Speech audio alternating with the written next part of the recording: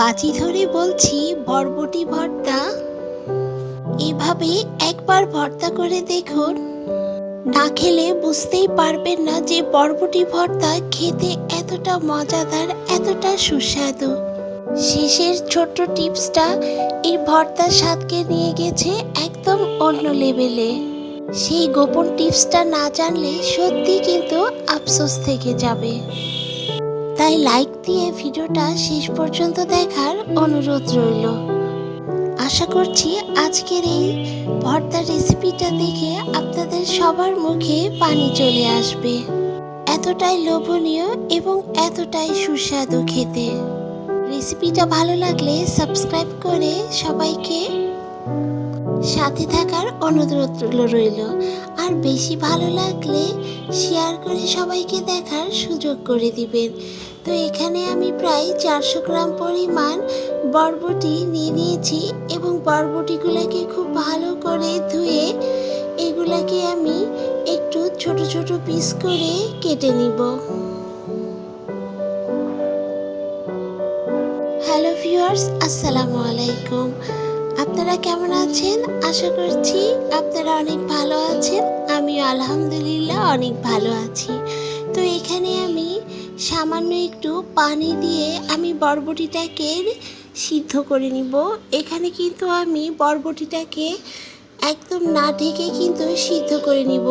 বরবটিটাকে যদি আপনারা ঢেকে সিদ্ধ করেন তাহলে কিন্তু এর কালারটা একদমই চেঞ্জ হয়ে যাবে। তাই দেখুন বন্ধুরা, একদম সামান্য প্রায় 2 টেবিল চামচ মতো পানি দিয়ে এটাকে আমি সিদ্ধ করে নিয়েছি।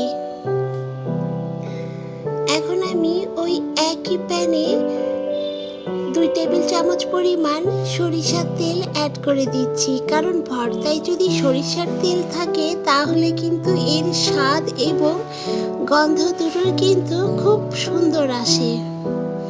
তো এখানে আমি 4টে শুকনো মরিচ এভাবে একটু খুব ভালো করে ভেজে নিব। এভাবে বরবটি ভর্তা করে দেখুন, খেতে এতটাই সুস্বাদু লাগবে যে অন্য কোনো তরকারি বা মাছ মাংস খেতে একদমই ভুলে যাবেন। তো এখানে আমি এবার কয়েক টুকরো গোটা রসুন দিয়ে দিচ্ছি এবং এই মরিচের সাথে রসুনটাকেও একটু লাল লাল করে আমি ভেজে নিব। কারণ রসুনটা যখন একটু লাল লাল করে ভেজে নেবেন এর খুব সুন্দর একটা ফ্লেভার আসে। তো মরিচগুলো আমার ভেজে নেওয়া হয়ে গিয়েছে, এখন আমি তুলে নিচ্ছি। ভিডিওটা এই পর্যন্ত দেখতে দেখতে যারা একটি লাইক দিতে ভুলে গিয়েছেন, ছোট্ট একটি লাইক দিয়ে সাথেই থাকুন এবং কমেন্ট করে জানান কে কোথা থেকে দেখছেন, তাহলে আপনাদেরকে ধন্যবাদ দিতে পারবো।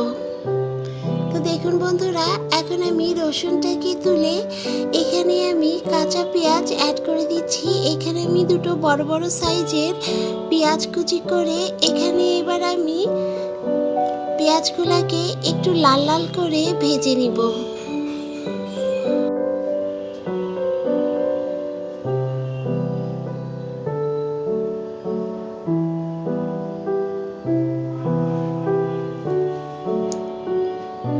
তো দেখুন বন্ধুরা, পেঁয়াজটাকে আমি একটু লাল লাল করে এভাবে ভেজে নিচ্ছি।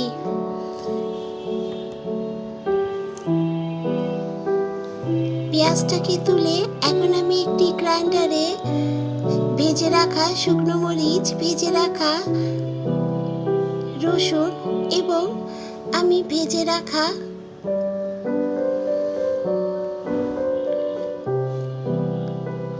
পেঁয়াজ কুচি অ্যাড করে দিব এবং এখানে আমি সিদ্ধ করে রাখা বরবটিগুলোকেও অ্যাড করে দিচ্ছি।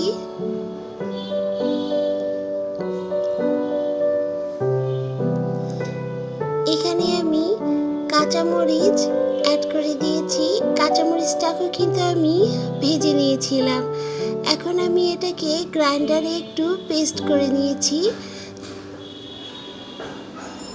আপনারা চাইলে পাটাতেও কিন্তু বেটে নিতে পারবেন। এখন আমি কড়াইয়ে এখানে কিন্তু আগে থেকেই সরিষার তেল আছে, এই কারণে আমি আর বেশি একটা সরিষার তেল অ্যাড করছি না। এবার কড়াইয়ে আমি পেস্ট করে রাখা সমস্ত উপকরণগুলো অ্যাড করে দিচ্ছি।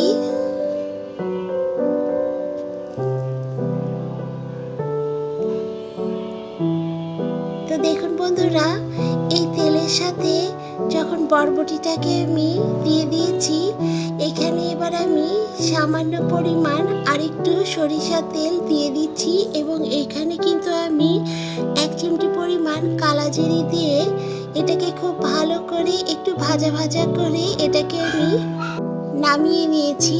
তো এখন একটি প্লেটে এভাবেই সাজিয়ে আপনাদের সামনে পরিবেশন করে দেখাচ্ছি।